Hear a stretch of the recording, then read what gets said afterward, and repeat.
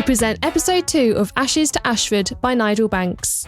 In Episode 1, Jimmy McIver receives a mysterious phone call from Reginald Thring, a solicitor, concerning the will of an old acquaintance of McIver's, Roger Sole. It emerges that Sole has left an unusual challenge in his will which he wishes McIver to take up. He is to dispose of Sole's ashes in 4 different locations. If he successfully carries out the mission, he stands to gain a substantial reward. Along with the help of his trusty sidekick Spud Murphy, he has managed to strew 2 of the 4 lots of Sole's ashes in the specified places. Jimmy McIver then discovers, to his consternation, that Mr. Thring is not answering his calls and his office is all shut up. Jimmy is left wondering whether he has been a victim of a huge practical joke. So, I was in a bit of a quandary. I'd completed half the challenge old Roger'd set me, and now it looked as though it had all gone Pete Tong. Thring seemed to have disappeared off the face of the earth, and there was no sign of life at his office. I began to wonder if this was Sole's way of paying me back for all the times I'd let him down during our friendship. Part of me couldn't help admitting that I probably deserved it, and the other part felt it was rough justice. I mean, not only was I out of pocket to the tune of several £100, but the prospect of a big payout at the end of the challenge now looked like a non-starter. And then just as I was wondering how I was going to escape my creditors, things changed. I tried calling Thring's office again. Oh, it's ringing. No answer phone message this time. Come on, Thring, pick up. Oh, Mr. Thring, I've been trying to contact you for days. Where have you been? Yes, terribly sorry about that. Been a bit of a flap on. I won't bore you with the details now.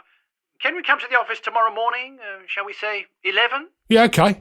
Excellent. See you then. Goodbye. Have a nice day yourself. What was all that about? Oh, I guess all will be revealed tomorrow.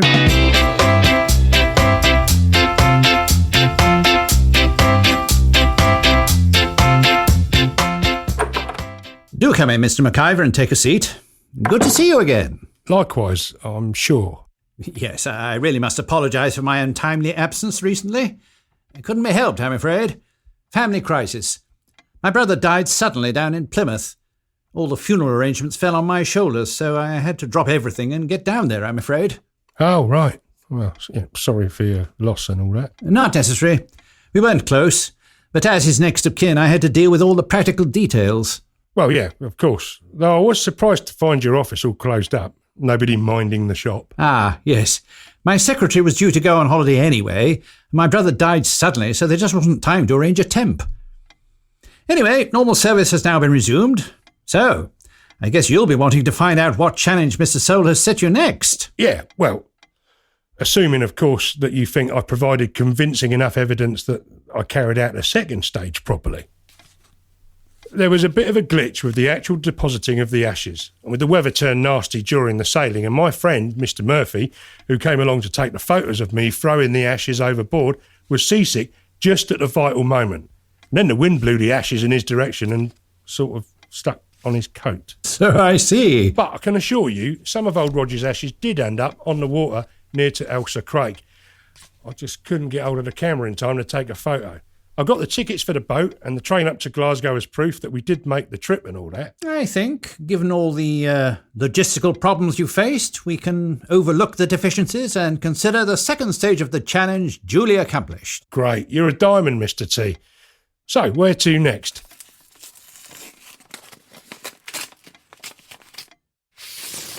Dear Jimmy, if you're hearing this, it means you've successfully completed the first 2 stages of the quest. So far, my ashes have been deposited on the earth and on water. For your next challenge, I want you to send my ashes into the air. In later life, I took up rambling, and now I don't mean I lost my marbles, I mean walking in the countryside.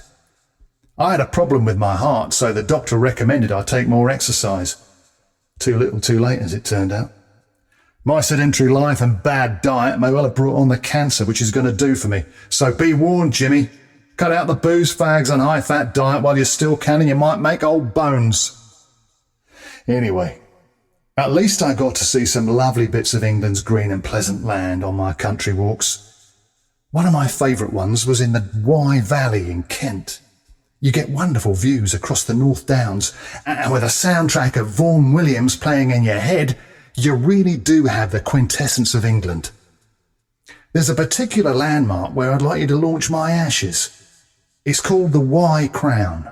The shape of the monarch's crown was cut into the chalk of a hill above the village of Y to commemorate the coronation of Edward VII, and it's clearly visible for miles around.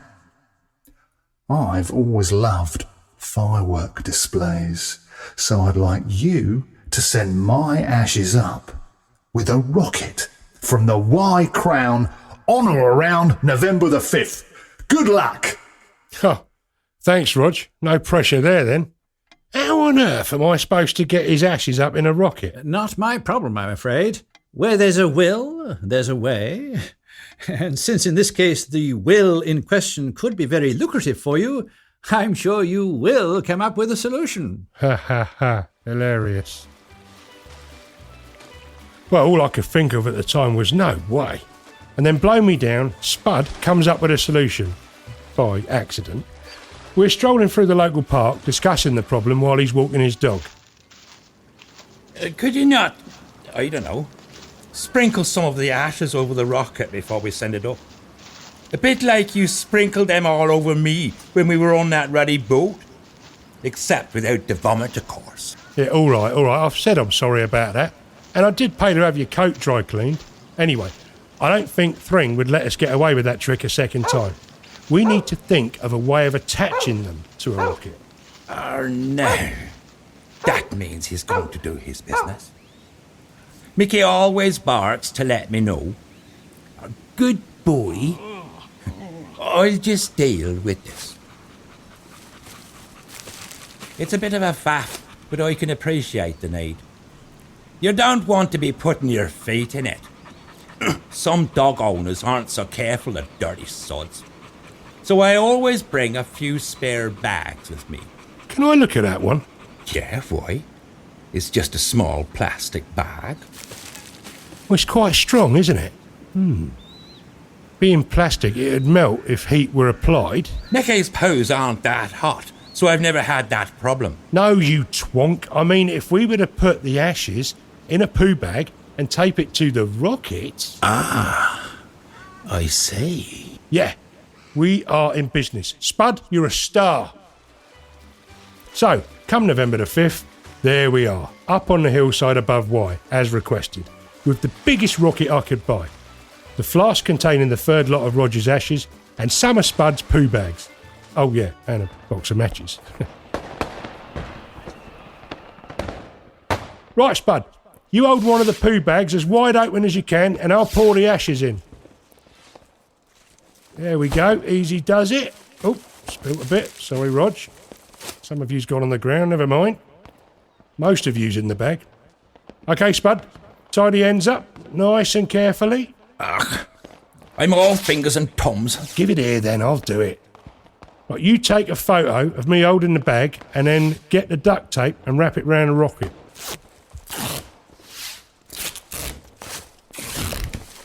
Okay, that should hold it. Now, we slot the rocket down the side of the post we so carefully sighted earlier today, and we're nearly there. Well, take another photo while you're at it.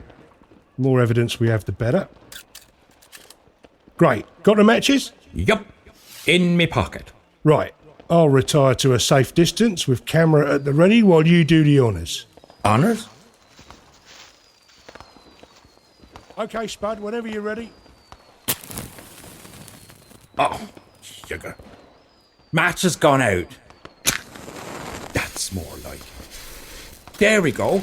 Bombs away! Is the fuse lit? I think so. Well, it should have gone up by now. Don't say we got a dud. I'd have bought a backup, but I didn't have enough money. What are we going to do?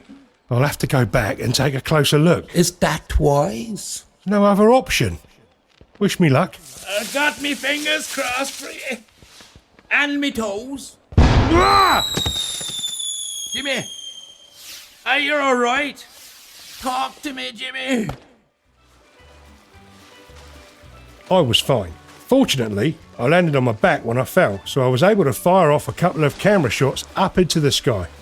I had no idea if I'd managed to capture the rocket fizzing upwards, taking Roger's ashes with it, or whether the photos would be good enough to convince Thring that we'd actually done the job. But then, as I lay looking up at the heavens with the sound of the fireworks going off in the distance, and the starbursts and cascades of glittering pyrotechnics lighting up the evening sky, it didn't seem to matter anymore. I had a sort of, what do you call it, epiphany. A moment when I kind of got what old Rog was trying to achieve with this whole Ashes project. The money I stood to get if I completed the quest wasn't important now. It was about doing a favour for a mate who's always stood by me and seeing something through to the end for once in my life. And then I hear this pitter-patter in the air like rain falling, and I realise it's Roger's ashes coming back down to earth. And it makes me so happy, I start laughing.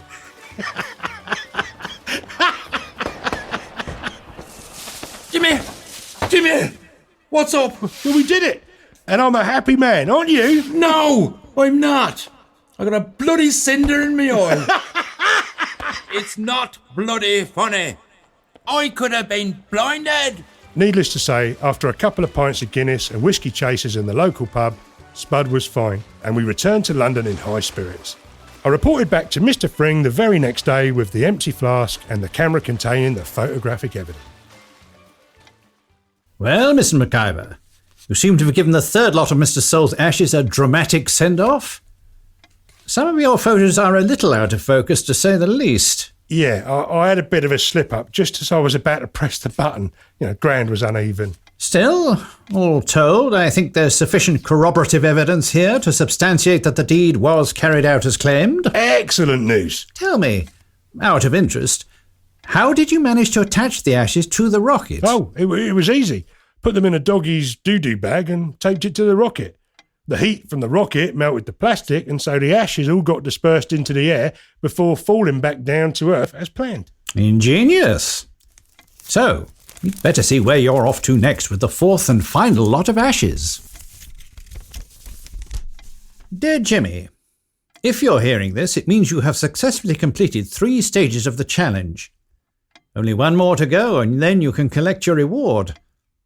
I would love to know how you got my ashes up in a rocket. If I believed in life after death, I'd know. But I don't, so I won't. I just hope you had some fun along the way, because one thing I do know is you've got to make the most of the thrill of being alive while you still can. Treasure it, Jimmy, because it doesn't last forever. Well, he obviously got philosophical in his old age. I suppose being diagnosed with a terminal condition does tend to bring on intimations of mortality. He goes on to say, for your final challenge, I need you to deposit my ashes in the fourth element, fire. No doubt you'll be thinking that's a bit of a nonsense, as my body will have already been through fire during the cremation process. So what I'm asking you to do is more of a symbolic gesture. Where better to deposit the ashes from the fourth flask, but in the mouth of the most potent symbol of fire on this earth, a volcano. Now, since we don't have any volcanoes in this country, you're going to get the chance to travel abroad. So I hope you've got a valid passport. If not, you'd better get yourself one pronto. That's why I'm giving you a bit more leeway with this one. I'd like you to have completed this leg of the challenge by March 31st. I'm sure you'll be wondering where in the world I'm going to send you. South America, New Zealand, or maybe Iceland. I don't know if you've travelled much yourself, Jimmy. I remember we both went on that school exchange trip to France when we were kids, but that doesn't really count. They say travel broadens the mind, but I think that depends on who's doing the travelling. Some of the most travelled people I've met might as well have stayed at home for all the good it's done them in terms of opening their eyes to different cultures, wider horizons, other possibilities. I discovered Italy when I was in my 20s and fell in love with the country. The English have been having a love affair with the place for centuries. Apart from the obvious, the climate, the history, the art, the food and the wine, what have the Romans ever done for us and all that? It's the style. We envy their style. You'd be hard-pressed to find an Italian who ever wanted to be born English. They'd die of embarrassment. Whereas I'd love to have been born an Italian. But it wasn't to be. I did think seriously about going to live there permanently at one stage, but it would have been too complicated. So I did the next best thing and visited the country as often as I could. As you're probably aware, Italy has a few volcanoes, Stromboli, Etna, and of course the daddy of them all, Vesuvius. So I would like you to tip my ashes into the mouth of the crater of Mount Vesuvius near Naples. That really will be a case of ashes to ashes. The local saying is, see Naples and die. When you hear this, I'll have done both those, but I'm assuming you haven't as yet, Jimmy. So have some real fun with this challenge and see a bit more of this wonderful world while you're at it. Buon viaggio e buona fortuna. See you, Jimmy. Oh, thanks a million, Rog. Vesuvius? Now that sounds mega dangerous. Not really. There hasn't been a proper eruption for over 70 years, I believe. It's still active and will erupt again at some point, but I think you'll be pretty safe. Well, that's something. But Italy? I've never been there. I don't speak the lingo. How am I going to get to the top of Vesuvius? I'm sorry, Mr. McIver. You're just going to have to find out those answers for yourself. But I'm sure Mr. Google will be able to help again. So, till we meet again, let me wish you an early Merry Christmas and a Happy New Year.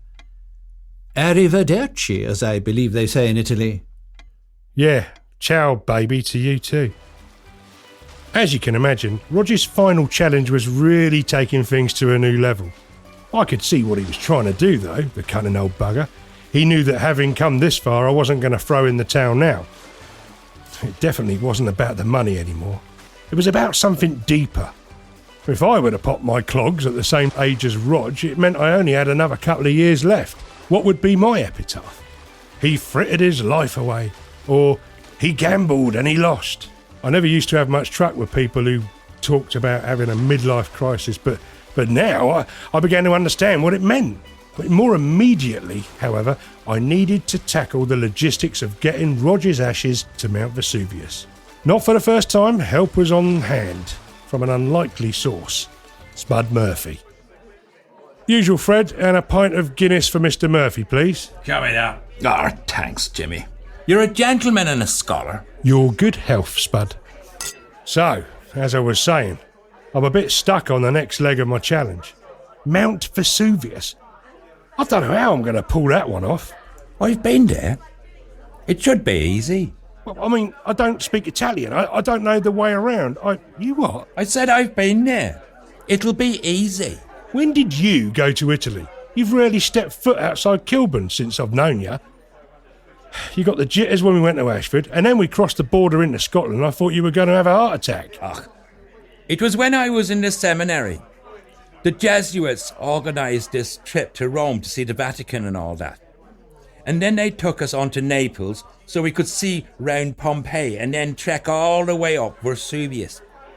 A secular pilgrimage, they called it, to see the hand of God in the landscape. I just remember it being hot and dusty with not much to see except the end of it, except this big old crater. I mean, the thing's been dormant since 1944, but it's easy enough to get to. Catch a bus or get a taxi from Naples. It'll take you part of the way up, and then the rest is on foot. It's a bit of a hike, but not too steep. You never cease to amaze me, Spud. You in a seminary. So how come you didn't end up as a priest? I couldn't be doing with all that mumbo-jumbo. It was only 'cause me mammy was desperate for one of her 5 sons to be a priest. I was the one with the memory, so I could learn all that holy stuff dead easy. She was in cahoots with Father Mulcahy, our local priest, and so I was packed off to the seminary without a say in the matter. Those Jesuit priests, though, they were something else. You wouldn't believe some of the stuff they got up to behind closed doors. So, I ran away in the end, hopped on a ferry and ended up over here. Well, the clergy's loss is our gain. Oh, very funny. Me mammy never spoke to me again. I was ostracised, or whatever the word is, for bringing shame and disgrace on the family name. So you've never been back to Ireland then? Nope. Missed me mammy's funeral.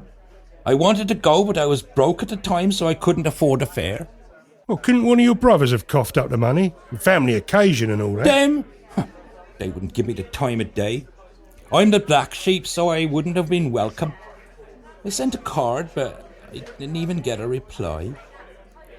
I've had the odd letter from Frankie since. He's the youngest of my brothers, so he was too small to know what was going on when I absconded from the seminary.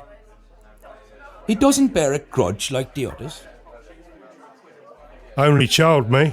I only had to deal with my brothers and sisters. Yeah, you were spoiled rotten by your mammy. You still are. Look, I can't help it if she still thinks the sun shines out of my backside. But seriously though, doing this challenge of Roger's has really set me thinking. He had no surviving family to mourn him. Old Thring told me there was only him, a cleaning lady, and a few friends from the golf club at his funeral. I probably wouldn't even manage that if I were to pop off tomorrow. Well, I'd be there. Yeah, only because of the free booze and food afterwards. No, I'd miss you. You're all heart. Anyway, it's a pity you can't come with me on this trip, as I could use your local knowledge. But I've only just got enough dough for my own airfare and expenses. No, you're all right. I don't have especially fond memories of the place, so I'm not bursting to go there again. Just send me a postcard.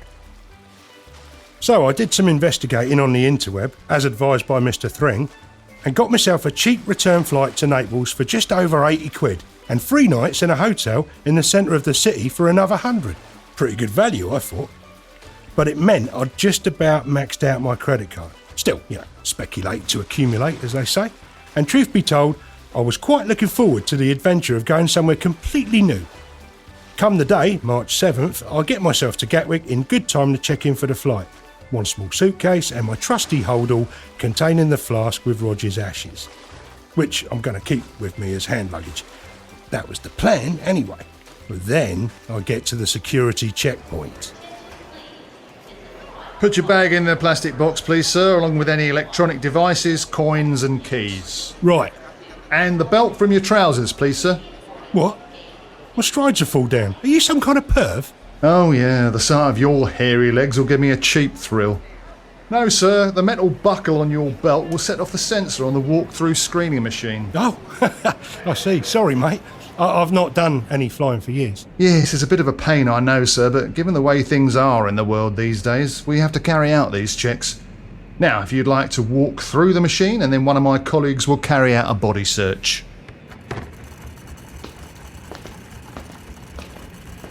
Toe the line, please, sir, while I carry out the body check.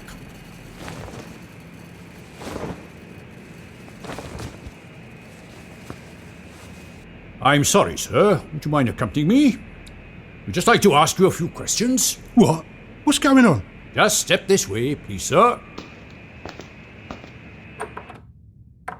Come in. Please take a seat. I don't understand. Why am I here? Can I see your passport, please, sir? You are Mr. James McIver? Yes. What is your destination? Naples? In Italy? No, I thought I'd like to go to the one in out of Mongolia. It's not a good idea to be clever with me, Mr. McIver. Not if you want to stand any chance of reaching your destination. Sorry. Yes, Naples in Italy. Is this your piece of hand luggage? Yes. Did you pack it yourself? Of course. In that case, would you mind telling me what is contained inside this metal flask? Oh, that.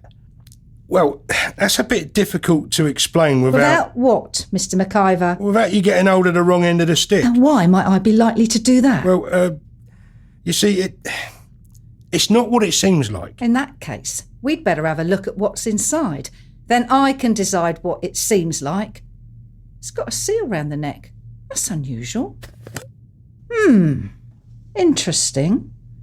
Tell me, Mr. McIver, what is the purpose of your visit to Naples? It's, personal. I bet it is.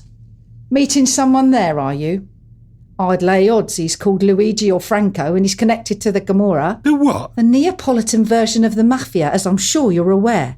Making a delivery of Class A drugs to your Italian colleagues, were we? No, that's not drugs. Cool. No wonder you lot don't have much success catching drug smugglers if you can't even Recognise what, Mr. McIver? Ashes. Ashes? Why on earth would you want to take ashes from a fire all the way to Italy? Is this some new sort of fetish of which I've been previously unaware? No, not that sort of ashes. Well, human ones, remains. Ah, now I get it. You've carried out a hit for your Camorra Capo and are bringing him a memento mori as proof. You are joking. Do I look like a professional assassin? Now, the truth, it's a bit complicated. I think the best person to explain it to is this guy. This is his card. He's a solicitor. If you give him a call, he'll tell all. Reginald Thring, solicitor. That name rings a bell. I think my sister used him in her divorce case. Spoke highly of him. Wait here, Mr. McIver, while I go and make the call. Lucky for me, Thring backs up my story. So I'm hoping the security lot will let me go so I can catch my flight in time.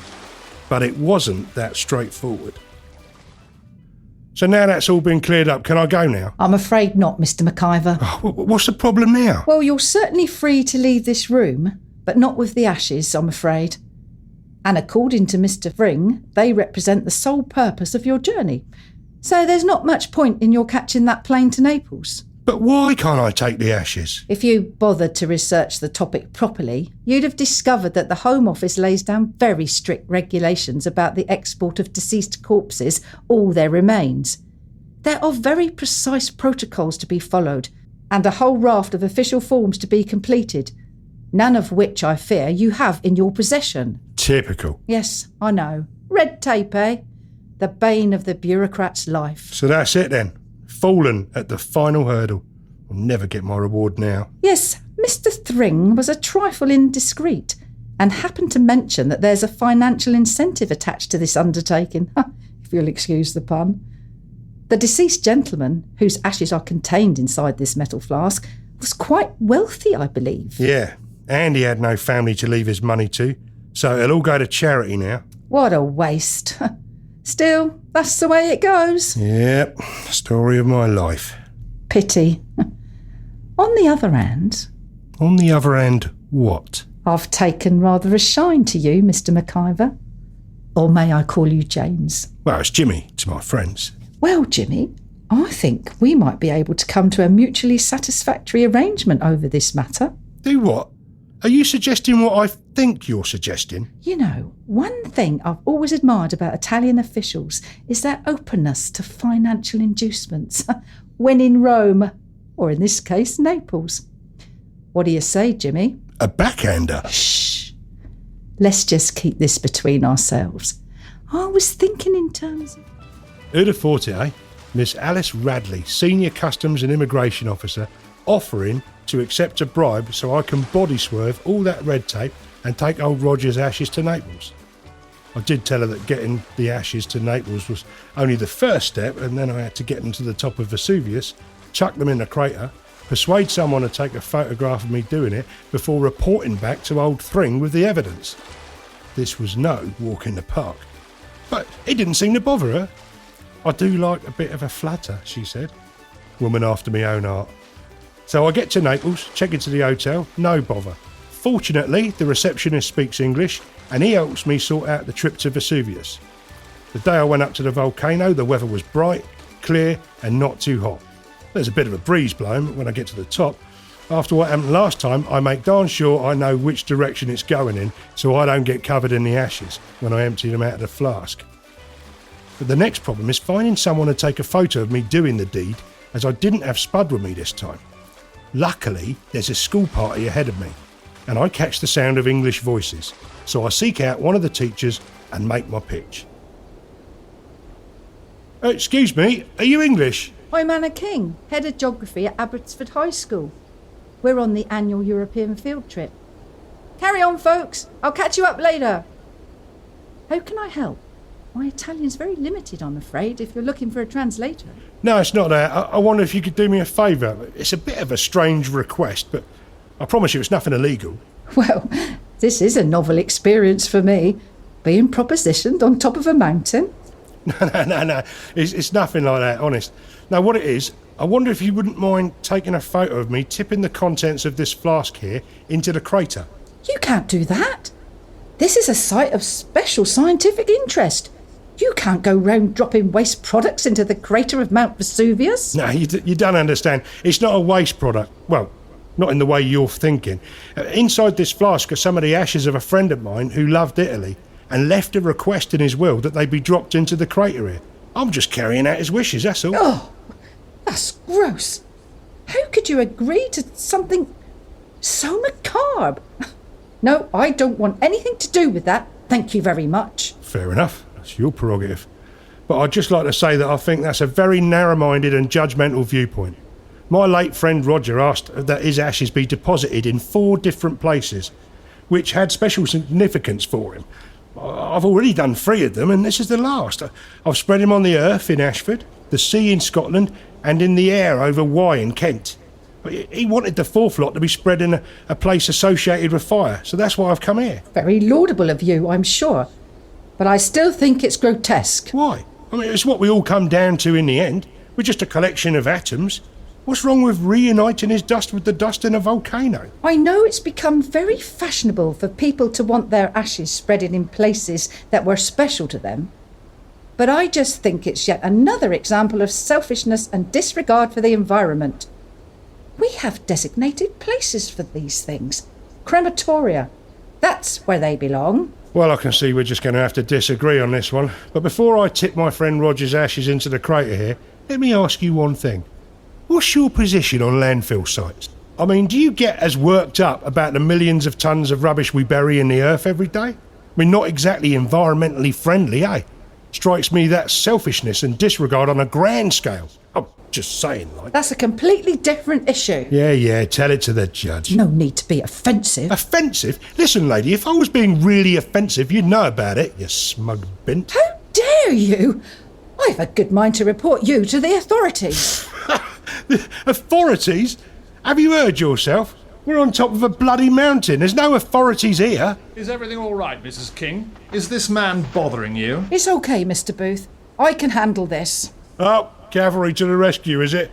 Fancy your chances, do you, chum? Now look here, chum. I suggest you calm down and behave sensibly. Calm down and behave sensibly. I'm not one of your pupils, so shove it. Stop it, you two! Oh! Mr. Booth! Clive!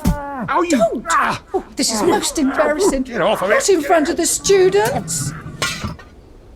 Oh, now look what you've gone and done, you stupid prat. Oh, that's torn it. So, that seemed to be that. I'd failed. I mean, yeah, Roger's ashes had ended up, or down, should I say, in the crater of Vesuvius. But I had no photographic proof. I leant over the edge and took a few shots, but you couldn't see any sign of the flask. By the time I got back home, I'd become a bit more laid back about the whole thing. I mean, the money would have been great, don't get me wrong, but what mattered more was seeing Roger's challenge through to the end and not bailing out when things went tits up. I guess I also owed Spud a few more drinks for his part in my great adventure. Most importantly, I learned a few lessons about what really counts in life. And in a strange way, I'd got to know more about my old friend Roger Soul in death than I ever had when he was alive. I allowed myself a couple of days to relax, and then I went to report back to Thring. There's not really any definite visual proof that the ashes ended up in the actual mouth of the crater as stipulated, is there? Yeah, I know, but as I explained, Mr. Thring, there were extenuating circumstances. So you say. But let's be honest, Jimmy. I let you off with less than perfect photographic evidence with the 2nd and 3rd stages of the quest. It would have been within my rights to have disqualified you then. OK. Guilty as charged. You know, in a way, I'm relieved. Why? Well, the more I got involved with the whole caper, the less important the reward became. It was more about wanting to see the thing through to the end. You know, to carry out Roger's wishes and feel as though I'd actually achieved something worthwhile for a change. Very touching. However, I think we both deserve something more tangible for our efforts. How do you mean? I handled Soul's legal matters for over 20 years, and yes, I was reasonably well paid for my labour. But I'd like to retire early and be able to enjoy myself. Who knows how long we have left? So, what say I rubber stamp your completion of the challenge, and in return, you'll give me a percentage of the reward? I was thinking in terms of... So, old Thring proved to be as open to the temptation of filthy lucre as the rest of us. We're still waiting for probate to be granted, so I still don't know exactly how much I'll get after Thring has taken his cut. But it should be a tidy sum. I did persuade him to let me have an advance, as I had shelled out a considerable amount on travel and accommodation expenses along the way. And then I booked myself a holiday here in Barbados. Well, I figure I've earned myself some chillax time after all I've been through. Babe, Yes, my sweet. my glass is empty. Another one of those daiquiris, please. Mwah. Coming right up, Treacle. Yeah, I know. Who'd have thought it, eh? Me and Alice Radley, a respectable officer of HM Customs and Immigration Service. But I felt there was a spark between us when we first met at the airport. Well, if it works out for us, I'm going to take her to Italy next. She's never been. I think old Rog would approve. Here's your drink, babe. Cheers. In episode 2 of Ashes to Ashford by Nigel Banks, the role of Jimmy McIver was played by Mike Ravano, Spud Murphy by Mike Ayres, Reginald Thring by Nigel Banks, Alice Radley by Jane Pawford, and Roger Soule by Jim Newbury. All of the parts were played by members of the cast, and sound and editing were done by Robbie Burgess. The play was produced by Nigel Banks, and this was an Old Dolly production.